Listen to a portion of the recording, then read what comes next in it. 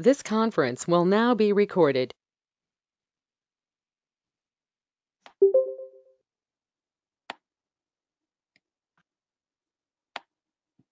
All right. So one thing that I wanted to work on is we have a bunch of other sections other than secure boot and attestation that people have volunteered to take the lead on. So it'd be nice if we can get drafts of those things going as well. And I know due dates tend to help actually motivate getting working on things. Is there a list of those individuals and the tasks they agreed to go do someplace documented? Yes, it's in the main doc. Okay, thank you.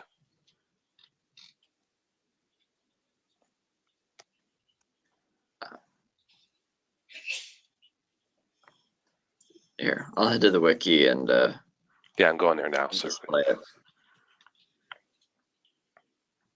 Yeah, so it should be the security project specifications top level doc.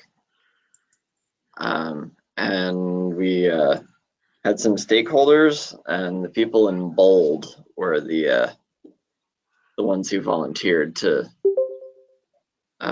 sort of lead that section.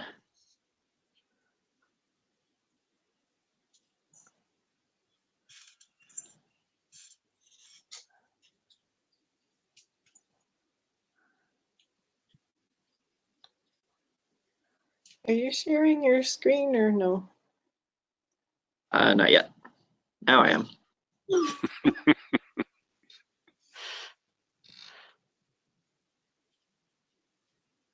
All right, is that showing up now? I'm not seeing it, but maybe I'm looking in the wrong place. I don't see it either, but I do have the document open. Oh. You've made yourself the presenter. You'll still need to click show main screen. It's the play button at the top there. Yeah, I hit share my screen up at the top. We're still just seeing the loading screen there.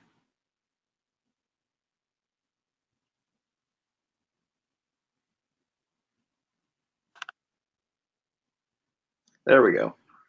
voila. So it apparently works if you double click on the thing, but not if you single click share. At least for me.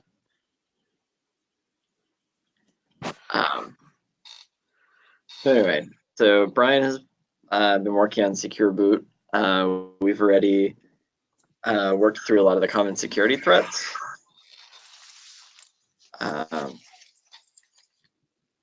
And then it looks like so attestation was covered, so we need, I guess we need a volunteer for recovery. Since we don't have anyone bolded there. And then I need to get working on hardware interfaces. So do we have any recovery volunteers?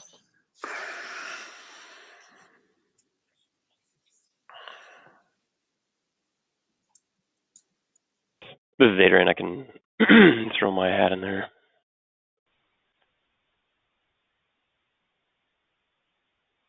All right, so Adrian, you want to volunteer to take that on? Yeah, I'll take it. Sorry, noise in the background. All right. Anybody else want to help co-write or? I can help Adrian there as well. All right.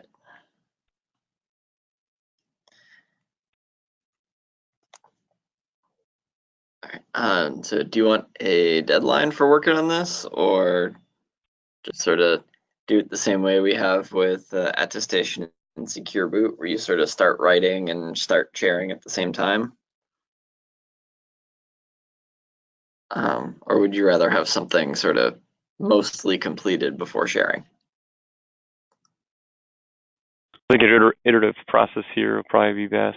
There's a lot of different ways to try to do recovery and a lot of different device types, and so I think it depends. You know, we may have different usage models that we have to take into account. And Alright. probably we also get to get feedback from others and other companies, right? Since we're both Intel, so we may tend to skew one way, so it would be good to to do it iteratively, I think, like Adrian said.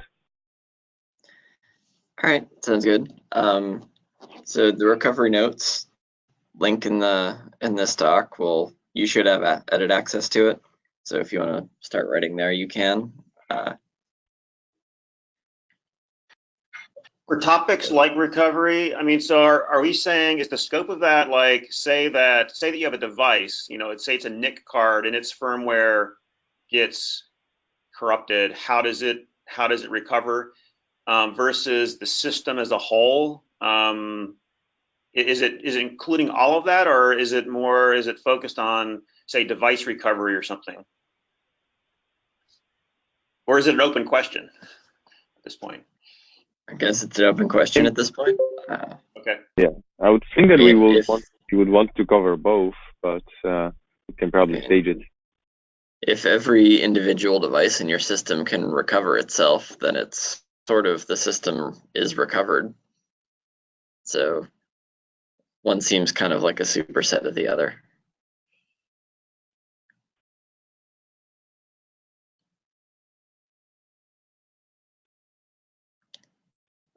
But yeah, anyway, add to your list of open questions already.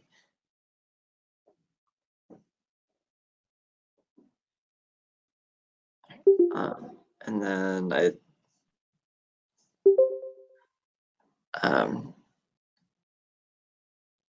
and then secure update just has Brian and Elaine again. So anybody else interested in writing for secure update, since Brian and Elaine are already writing sections? Hey, real quick before we get there, it looks like the recovery notes are empty. Is that expected? Yes, hasn't been started yet. Okay, Clean sorry, piece- I thought it was a notes from like a previous conversation on it. Just making sure. Clean start. No, it was for where to start writing docs, or to put links to wherever you want to write docs. Okay, Which brings us to under secure update number 2. Is that different than recovery as he talked about previously? That's a good point. That seems like it's just recovery. Yeah, I would agree. And then you take that out of there, the secure update standalone, does that really become part of recovery in some ways? Maybe, but it's sort of like you have just a new version of firmware. It's not necessarily because you're in trouble. Okay. Yeah, I thought they were actually two different topics. One was like private key got exposed. You know, an example, right, is private key gets exposed. I've lost trust in the device, and now I need to figure out how to reestablish trust in that manner. And I thought recovery and firmware update context was more about number of images, being able to fall back to an image, protections, that sort of thing. You know, like a firmware update failed or failed the security check or something like that. All right, so we can just add like rollback protection, secure rollback or whatever. Yeah, yep, that would be a different set of words. That would probably be the right thing.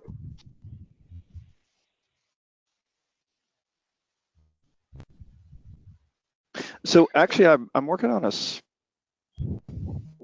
that's about firmware flashing. It's probably generic enough that we could apply it to this topic. If Joe is in agreement with me on that. Jeff Plank and bold. There we go. Well, I mean, if Joe thinks that Yes. document is close enough and we just have to modify it for this context, then the work's like in I don't know, 85% done already. So Go for it.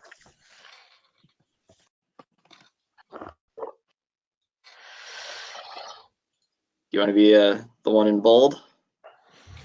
yeah, that's fine. Only because I have a document that I think I can give you.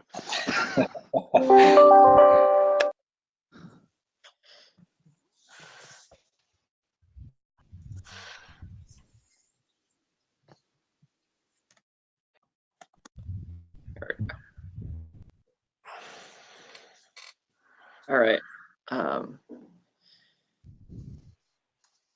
And So then just for again, just for oh, go ahead, Jeff. clarification on the topic below on recovery, do we need to be more specific there just to make sure it's clearly it's let's see, recovery, because this to me is more about, I think the way Jeff put it, about trust recovery, is it not? Is that a better definition of what we want to accomplish here on trust estate? Yeah, that's what it is. Okay, that's fine. So I'm questioning, should the title change from just simple recovery to be recovery of trust or reestablishment of trust or something of that category? I guess if your secure, like, verified boot fails, and you have a fallback, I mean, is that under secure boot, or is that under update, or where would that be? If, I mean, it's not really trust per se, but you're falling back to, say, a backup. Correct.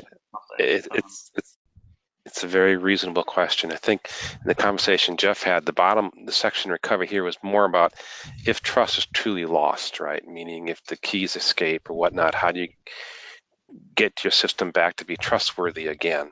Versus like you were suggesting previously, I think under secure boot, if your first image is bad, you fail over to the second image and it's good, it's probably secure boot. You haven't recovered trust because you never really lost trust. Right. This one here, I think you're in a bad situation here. How do you get out of it, right? Yeah, it's almost like a topology thing, right? Because here, this almost implies like you're doing something outside of the device to the device, right? It's lost its trust, and so you can't recover that internally. I think that's what this is sort of saying, versus what you were talking about earlier with regards to secure update and those types of things, or secure boot, which may have their own roots of trust they can still use or leverage during their boot sequence. Correct. I think that's if the key is held on the device, your voice is cutting up. I'm not sure if everybody else is having the same thing. I just speak slowly. If the key is held in the device, why lose trust? Yeah, you have a lot of echo. It's almost like you're logged into two different. Is it better now? We can't understand you. Yeah. I'll try to reconnect. You're logged in twice. I think that's the problem. Gets 2 votes that way. Yeah. To disconnect. I've never seen that before. Somebody joined twice.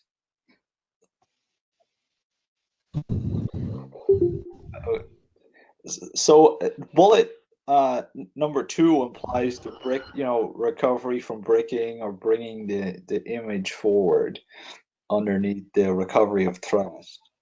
So there's recovery of trust, and then there's recovery if an update goes wrong or if there's some image corruption where trust isn't lost. I think the two are kind of mixed. The recovery from corrupted firmware, I think that can go in either the recovery document or the secure update document, wherever folks think it's more fitting. like separating recovery of trust versus just recovery of, bad firmware and things like that, where you don't actually lose trust in the device. You just got like a crappy firmware update. Yeah, and I I think think separating them is good. I think that's where number 2, bullet 2 in that previous list, it's kind of listed up here. Update recovery, and then if you go back down to the other one, the recovery of trust, it's also listed there on item 2. So you think the doorstop recovery one should go in the firmware update? Well, you could argue. I love the conversation. Either place. You can even put it in secure boot if you wanted to, in a sense that if on secure boot both images fail because they failed the signature checks, what do you do? Well, you brick the device, right?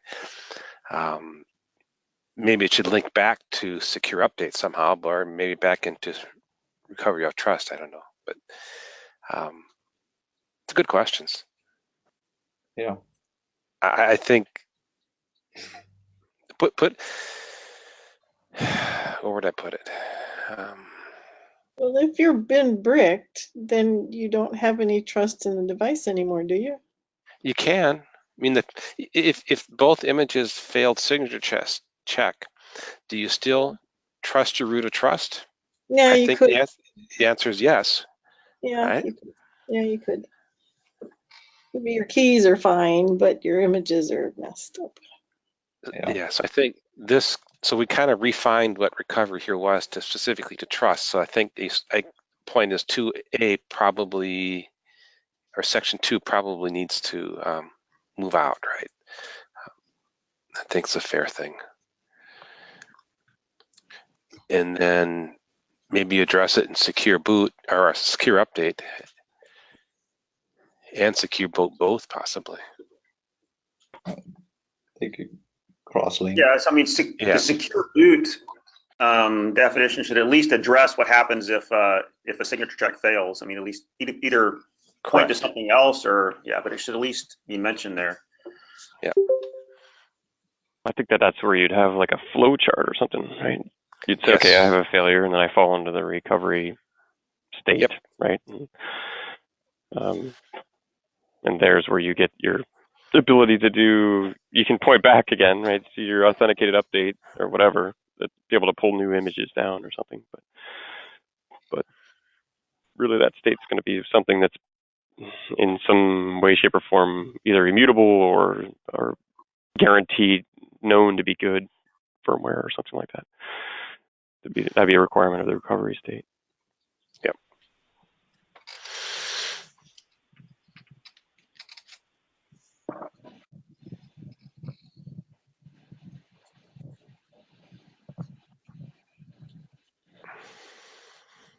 All right, I'll just kind of add this as a note in here.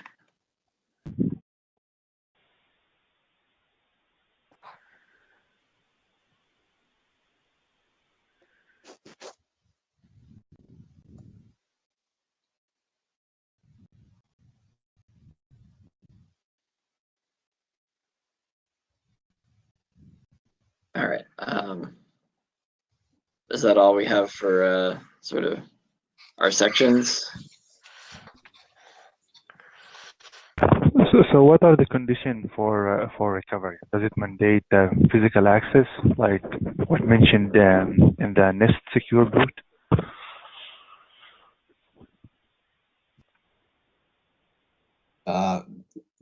Physical access for recovery and bringing it forward into a good state when trust is lost, or the other recovery when it's a brick device. When it's a brick device. Yeah. So if it's a brick device from some firmware corruption, then it shouldn't require physical access to bring it forward. And it's always problematic when you have a lot of these things in a lot of different places where there's not always physical access. Right. I think we got to talk about what brick device, define what brick device means in that context. The words you said scared me to death. Meaning, if device truly failed and it's bricked, it says, and then you're going to say, oh, externally I'm going to come in, remotely and somehow undo it. Yeah, That scares me. I think that is fair. Let's just say there shouldn't be bricking. But I mean, so unless there's physically a problem with the device, as in it's actually malfunctioning and is defective, it shouldn't get into a state where it's soft. Some firmware change made it broken. Right, and that's where our view is. So our internal here, our view has been bricking should only occur if at all in development. It should never ever occur in the field. That should be an impossibility. But if it does, then you have to use physical access to get out of it. Right. I guess at an individual device level, I mean, I think that makes sense. But I say at a system level, if you've bricked the BIOS flash, the system flash, well, if you have a BMC that can write the flash, you do have a remote mechanism, but that may not apply to an individual device, right? And it makes the assumption you trust the BMC. Right, and if the BMC is bricked, well, then I'm more concerned about. Joe, it seems like you also have other fallback mechanisms that you could put in place that could be potentially trusted, or as long as it involves root of trust, yes. And we have examples of that where that's the case, where main firmware is unusable. There's recovery content either embedded or adjacent. It's trusted and it can be invoked to do recovery. I agree with him. Unless your definition of brick also includes that the recovery mechanisms are gone. Yes, that's. But at least in one case, it may not be, right? Correct, and that's what we have to define what brick really means and what you're allowed and allowed not to do. Yeah, I agree. What is it that's done physically that can't be done remotely?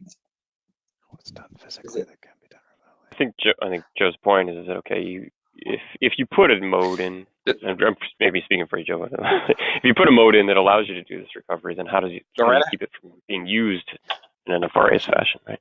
So assume for a moment that flash is totally wiped out, and your recovery mechanism was based on some piece of flash being resident, so you could load it up. Then you might argue that you have to figure out a way to land content in that flash again, and you might actually have to, I don't know, probe flash it or connect something to the board, because there's not enough intelligence in the boot flash chip even to do that. Yeah, another example is if you've got, some list of keys that you're using to chit chat with the device, and those have all been exhausted and you've just run out of them. And so you've got to reinitialize the device somehow with another set of keys. You've exhausted its lifetime supply of them.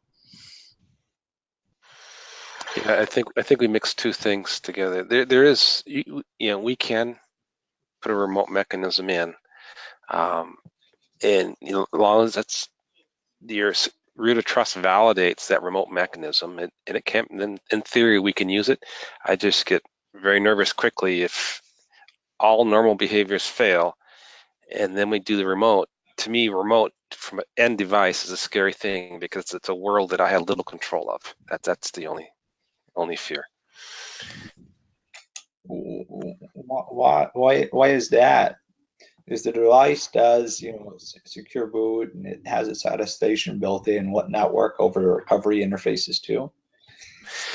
It can if I have the capability built into my root of trust. I would agree, but still it just grows the circle. It grows my attack surface by one more surface. That's all. Maybe I can put it that way. Remote's a scary thing to an end device, in my opinion. Yeah, well, maybe it depends on the definition of remote. As a component, it's not going to have an not every component is going to have some Ethernet interface that allows recovery. I think that would be a bad thing.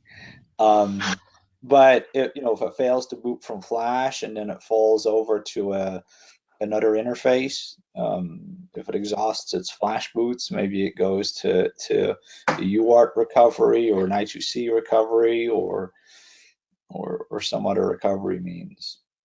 I actually think that's probably what we had in mind. Yeah.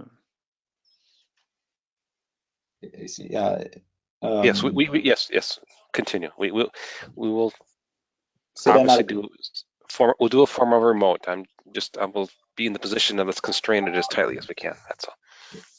Yeah, so remote might not mean necessarily a remote to the component, but the feasibility at a platform level, and we have to assume a lot of systems with various components are going to be in very remote locations. And how do we bring these systems forward back into a good state? Yeah, the net result of this conversation is going to be I'm going to allow an entity to poke executable code into my device that I'll validate it right, before I execute it. But that's what this is going to ultimately allow, which we may agree is okay, but that's where the path we're going to. Okay. Yeah, you can also define some factory default configuration, which will be persistent and not changeable. So in this case, you don't have a way to break the system. You always can fall back to the default state. Yeah, and then, well, that kind of gets into that ownership question too, because if you ship a device that is not yet owned by its owner, cloud vendor, its ODM, OEM, whomever, and it reverts back to a factory state that says, I don't know who my daddy is, then bad guy can take over and own it and then control the updates. Well, at least you can reprovision the device again, and you don't need to have physical access to it. You just go through the normal procedure like a new device. Yeah, I mean, there's an attack vector there. It sort of depends on your device and your trust model. Device trust model. We haven't, way this is just Joe's view again. The way the standard has to be written is that it will support, taking ownership at various phases of manufacturing all the way through delivery. But I suspect, like Elaine, you're suggesting, if you truly want to be as confident as possible, right, you're going to do your ownership assertions in the most secure environment, closer to birth as possible. That's just, again, my view. Yeah.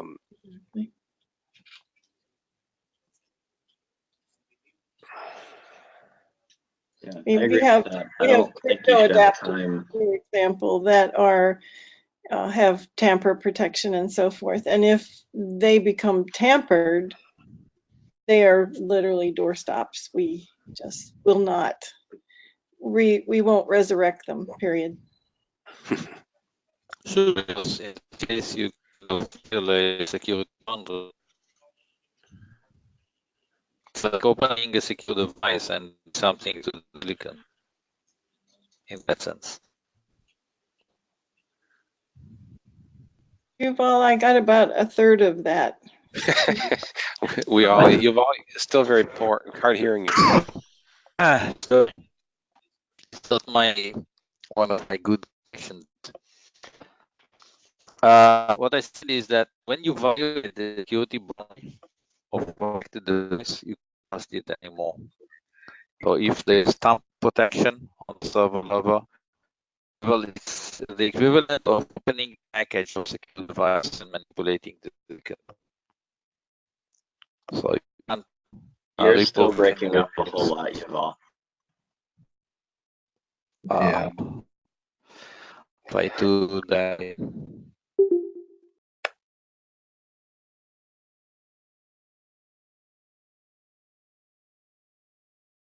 Yeah, sorry, Yuval. I don't think we could understand anything you said again.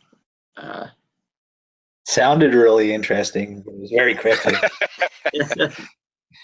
Should we finish up going through the document and get done. Maybe suggestion.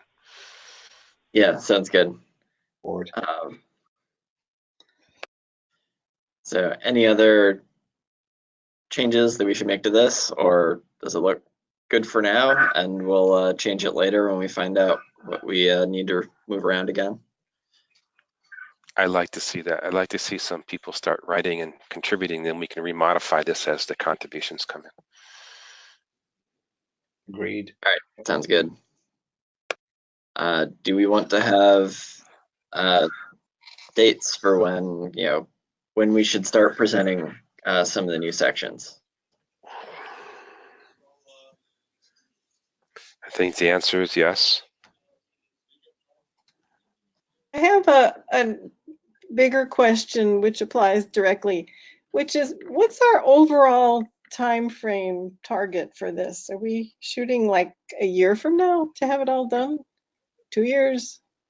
Surely not more than 2 years. Anybody have a thought?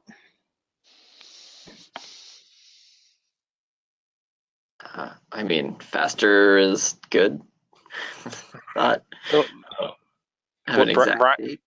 Brian and Nate, you guys probably had an expectation. I assume we're not meeting that expectation, but what was your original expectations? Yeah, it's been a lot slower. Progress has than we anticipated, but there's been a lot of great participation. Actually getting the specifications of the documents wrapped up has overshot our initial expectations. I think it will be good to pretty ambitious, but it will be good to shoot for having the specifications ready to publish by January at the latest as well. Yeah, Brian and Nate, this is Archana. So I would highly recommend January so that we can present something at the March summit. So January, mid to late January would be really, really good. So that we can get it before the IC for the February meeting and then, get it moving forward and present at summit. I think that would be great. Yep.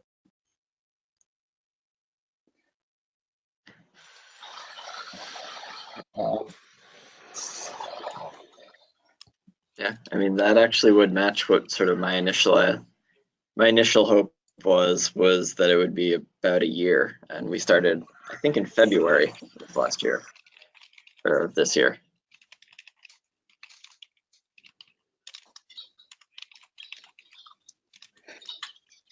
So there'll be several iterations of the content that gets added, but I think if folks start contributing and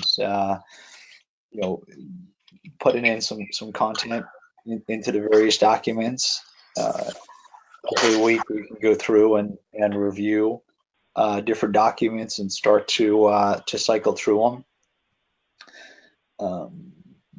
It'll also maybe help us move a little faster if we're going across the various documents.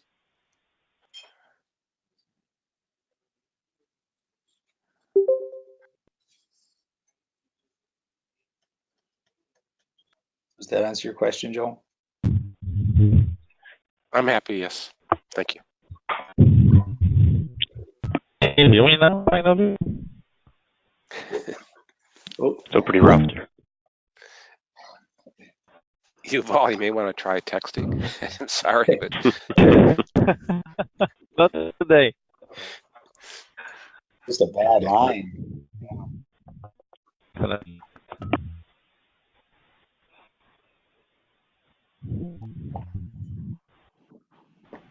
Okay.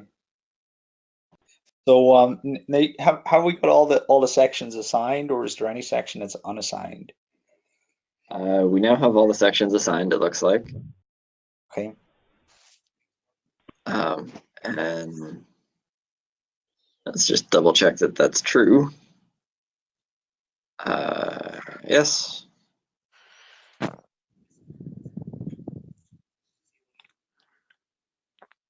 Okay. Do we want to pencil in some dates for review? Sure. You want to start with picking a date for our next Secure Boot review? Let's do next Tuesday. Let's do next Tuesday. I think it's is it the 8th or no, it's the 11th. You want to do it then? What's this? You and I'll need to sync this week. You can maybe put it up as a title, you know, of where the Secure Boot is review on the 11th. Look at that. 9/11, huh? Should be easy to remember. Oh, jeez. So then you want to do Jeff, you have some content already. Do you want to do the secure update after that, or on that? Right. I'm going to be out on the 18th, so that might be difficult. All right, 25th. I'm probably going to be out on the 25th. What about the 11th if we swap those two around?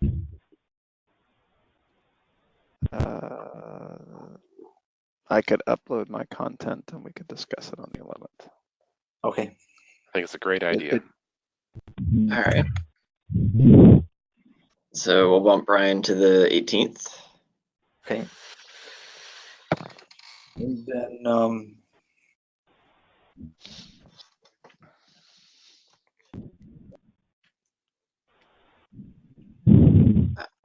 2019?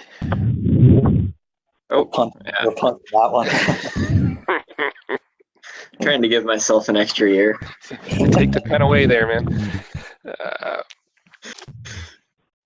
What's the next date? Is the 25th.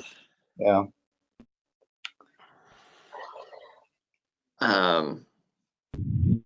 Attestation has been ongoing.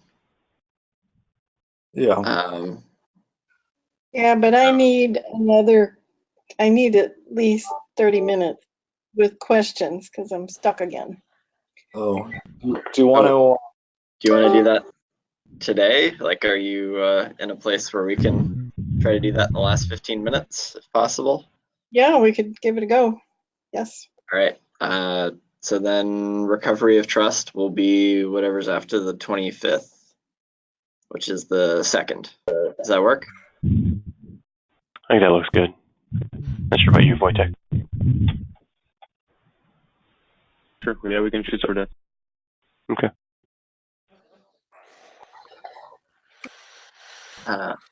Actually, there probably won't be a call on the 2nd because that will be the European OCP summit.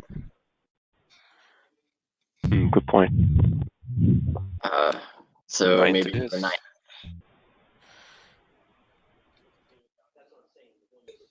Maybe we could do a face-to-face on that summit. Are there people traveling or undecided? I think a lot of people are probably undecided or okay. Going. We can see if we have quorum closer to the date, I guess. All right. Yeah. All right. So that's yeah. Let's do dates, and then Elaine, you want to jump into attestation and see if we can get you unstuck? Please. All right. I need to present here. Yeah, I'll hand that off to you.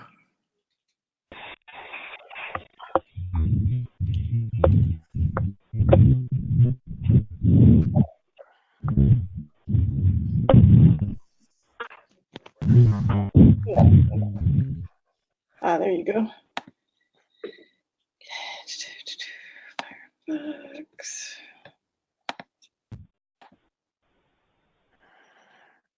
All right, everybody seeing my screen? Yet? I hope. Yes. Yes. Yes. Excellent. Okay. All right. So back to the protocols again. So after discussing last week what or whenever we did the enrollment protocol that we went through. Remember, we went through the TCG kind of enrollment protocol. Then I just got puzzled about how we're going to do this. So I went back here, starting with our very first protocol is the factory provisioning one. And I made some things here in all caps. I want to make sure that we're all on the same page, and this is what we're expecting the protocol to do. So in factory provisioning, we are establishing the fact that some vendor has manufactured a device, D, I call it D, and names it D. So that's all it's trying to accomplish, is it's trying to tell this device, or its device tells it, but whatever it is, it has now become, those two are associated with each other, the device name and the vendor. Everybody with me? Agree? That's all factory provisioning needs to do. Yeah, no? I'll assume that's a yes. All right. Well, wait, no, I couldn't get off muted. So give me an example of what more you think it should do, or could do. That's what it could do. Well, it could keep going, with ownership and such, but I think that would be just another step if we divide it into smaller steps. Okay, but and your steps do not necessarily suggest where it has to occur. Just that these are the steps. Okay, then I'm happy with that. Other than the term factory provisioning, but I don't know where else it can happen. But that's fine. Yeah, that's true. It could be somewhere else. Okay, so now ownership provisioning. This is deciding who controls the firmware on that device. So now we have an ownership O, owner O, controls the firmware F on a tester device D. And again, this step is only to establish who's your daddy. Who does this device listen to for things like firmware updates? Very good. Yep. Okay. Now, here's where it starts getting messier. When we get to discovery and enrollment, I think this is where I think the platform comes in. So months ago, when we first started this discovery was a process of sniffing, sniffing all your devices. The server says, okay, what do I have inside or that I'm going to talk to? And I'm going to figure out who they are, and I'm going to collect those and know that they all belong to me. But this is not necessarily the same in here, right? It is what's in here, but who owns them and who manufactured them. And then the other question is, when does this run? If that's what it is. So first step is, if discovery says the platform wants to go out and figure out what its tester devices are, that's one thing it's trying to accomplish. And who did they come from and so forth. The second thing, my second question really is, when does this run? Is this only at the boot of the platform? Does it run periodically? When does this happen? But so let's talk about enrollment and what it means, right? Because I don't know if your definition means what I think it means. If simply enrollment means is assigning the device certificate, so and putting it back in the device so it's convenient, and then at validation time you check the root chain of trust for certificates and it matches, you're in good shape. To me, enrollment can happen at any time, and it's not even realistically a very secure process that needs to occur. But is that your definition of enrollment? No, I mean, that's not what I thought it was. Because okay, what's your definition of enrollment? So enrollment is when the goal of having something enrolled is that later I guess you have a shortcut of what devices you are going to talk to. You have a list of the things that you're going to talk to. So it's kind of like the manifest in Cerberus. Is that what you mean? Like the system manifest of all the devices? Yes. How it gets in the manifest or something? Mm-hmm. Well, should a device be creating its own manifest though? Like, I feel like a device shouldn't just go out and discover what's plugged in and then arbitrarily decide everything that's plugged into me is fine. Yeah, I think there's a difference of opinion as who's doing what. I think Elaine was suggesting device, lack of better words, looking up into the platform versus the platform looking down into the devices. Are you thinking, Elaine, that the device is going out and discovering? No, I'm thinking that the platform goes and discovers it. Okay. And so collects its children. I think the point of the manifest is that after you do discovery, you make sure that like nothing that's not in your manifest shows up, and you're not missing anything that is in your manifest. So I don't think like you shouldn't define your manifest based on what is currently plugged into you. So let's go back to make sure, Elaine. So your question really is how do you update that manifest, or how's that manifest created? Yes. Yeah. Okay. So how is the manifest created? That's a good one. And when? Is that within scope of this document or outside the scope of this document? Well, if you're doing it on the fly. No, it's a simple question. To me, it's a simple question. Is it something that our document has to specify, or is that going to be a platform provider specific implementation?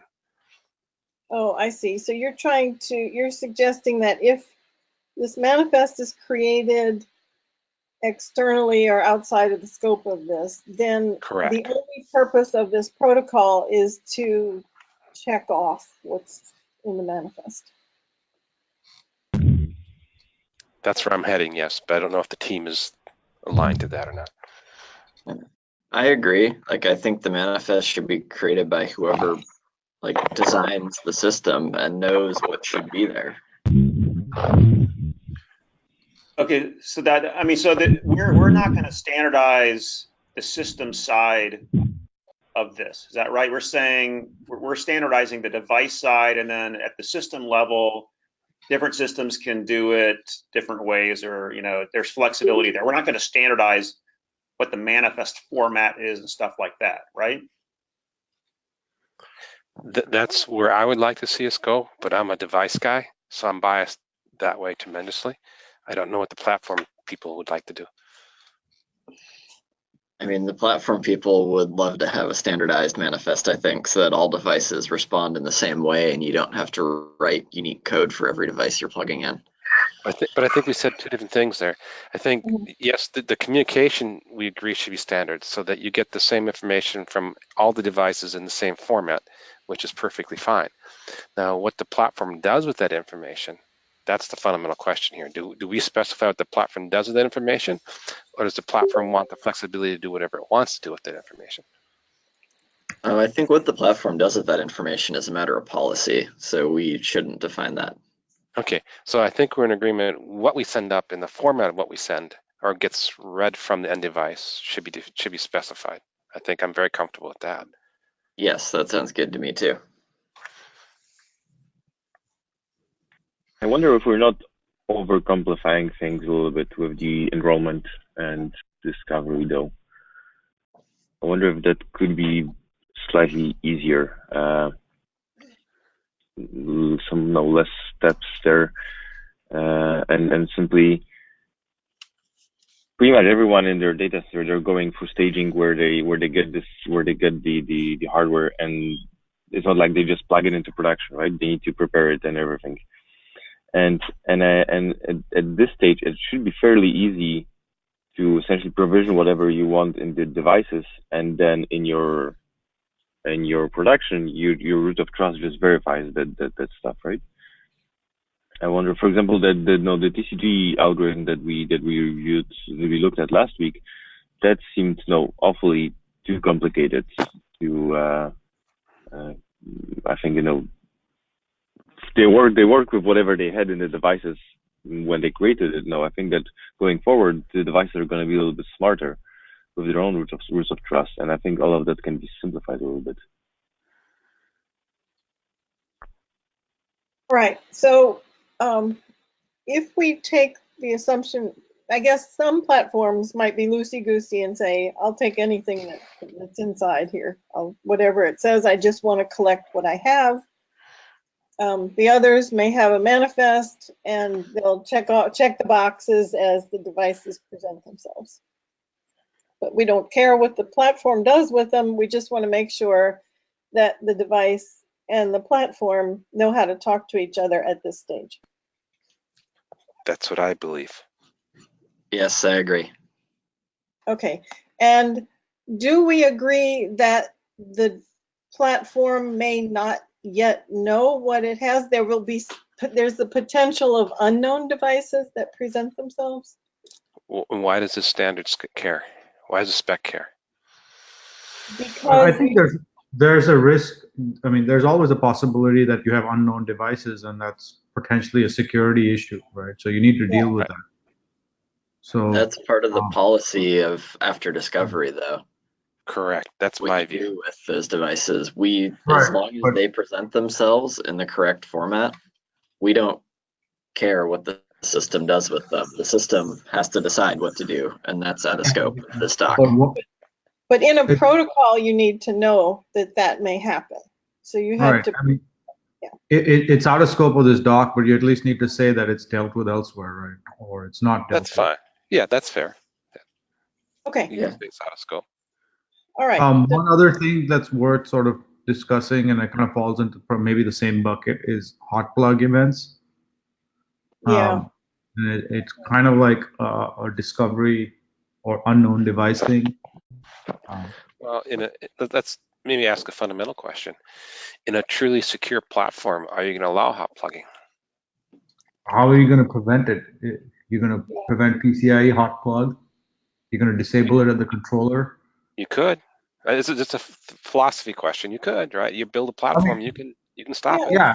The thing is, how many specs do you want to get into, right? I think that as long as the device is correctly provisioned and nothing should prevent the device from from authenticating correctly once it's hot plugged, right?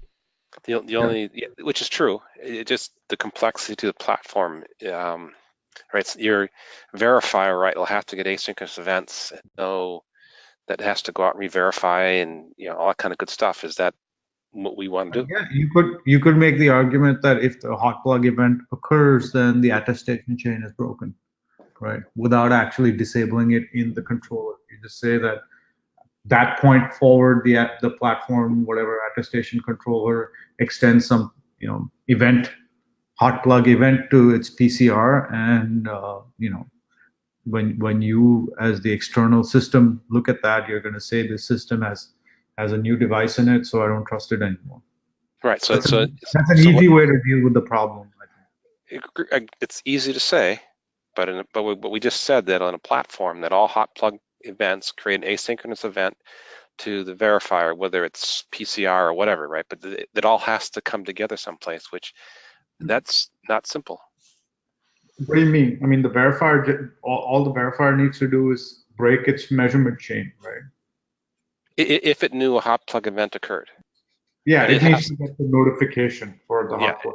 And I think it's more difficult to achieve than it sounds. But. All right, we have 2 minutes. Okay, sorry, yeah, continue. We'll stop. All right. So when we get to 11.6, the authentication protocol, I propose that authentication is not a protocol of its own. It is something that's embedded in the other protocols because they have to know who they're talking to. The platform has to know which device, which owner, all of those things, and that's got to be part of their protocols up here, like in discovery or attestation. So I don't think we have an 11.6 at all. I think it's embedded. I guess there's silence. I mean, you're thinking it's a good question. embedded, but you still need to do it, right? So whether you split Yes. it out separately or not, you're still going to have to answer the question of how do you identify the device? How do you know that it is what it claims it is? Yep, I agree. Yeah. Essentially, They, I mean, they, they could be combined or they could be separate, but the discovery will typically happen before you do the authentication, right? I think it'll be part of the discovery. I think we're debating a fine point, right? PCIe discovery will find the device, and then for security, then it's a different definition of discovery at that point. But I actually kind of, for now, let's just keep it separate, write it down, and then we can wordsmith it and figure out if we want to merge it or not later. Does it also seem like maybe we are not doing any device discovery at all? We're really doing device interrogation or verification. We're expected to know what devices are there. That's probably a better word for it, yes. The spec here is never really doing traditional device discovery. We've been focusing on PCIe, just pick on PCIe, right? The spec does not cover PCIe discovery, but it would do interrogation, you're correct. Right, changed, done. Last question. All right. So for attestation, this is I what guess on that front, oh, go ahead. sorry, there's one more comment I was going to make. So the initial CA of that would also be included in that protocol, or are you including that as part of the overall work that needs to be done there? When do you ingest the initial CA here? The initial CA is going to have to come in probably ownership, I would think. Okay. Okay. You establish it there and then go from there, yeah. Okay. Right, and last thing, I want to make sure we're all on the same page for attestation. So it's got a whole bunch of stuff that comes in any kind of attestation response. It's saying, this is my device name. I've been manufactured by vendor V. I'm running in a platform P. I'm owned by this owner. And I'm running this specific firmware with a measurement, and here's my log to prove it. Everybody in agreement? Yeah, I don't know how the device will know about platform P. It would be nice if it knew about it, but yeah, other than that, it seems okay. That might be some provisioning process where you tell the device what platform it's on, and then the platform has to have some unique, I don't know, chip on it or something that uniquely identifies the board. Yeah. What is the definition of the platform? Is it an aggregation of all the devices, or is it actually the motherboard for the platform? Yeah, and I know that TCG is working on a platform certificate too, so that may just have to come later. All right, those are all my questions, and we're out of time, but thank you very much. One thought, I don't know, I missed, I think, last week's meeting, and another one thought I had was the thing that we keep going back and forth about how to do ownership after the platform has been provisioned.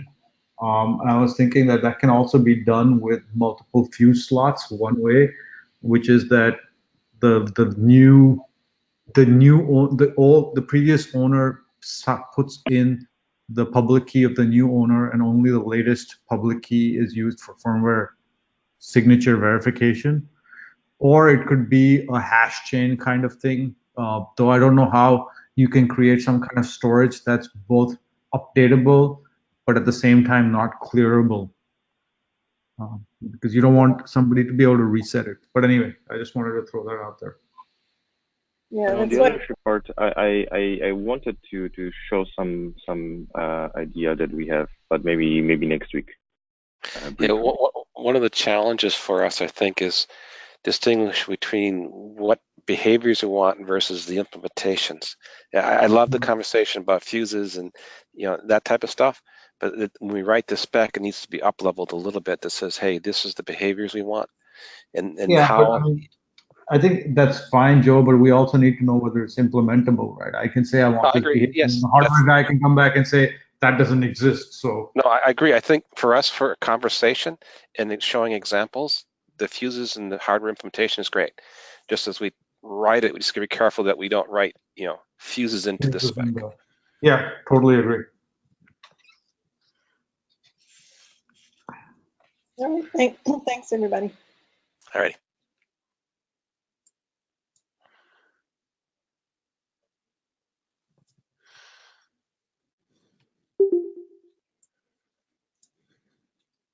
We all done, Nate? I'm done. Yeah, I I think so. Give us permission to leave, please. Not until you raise your hand and ask. Yes. All right. All right, guys. See you later. All right. Thanks, Bye. everyone. See you next week. Bye.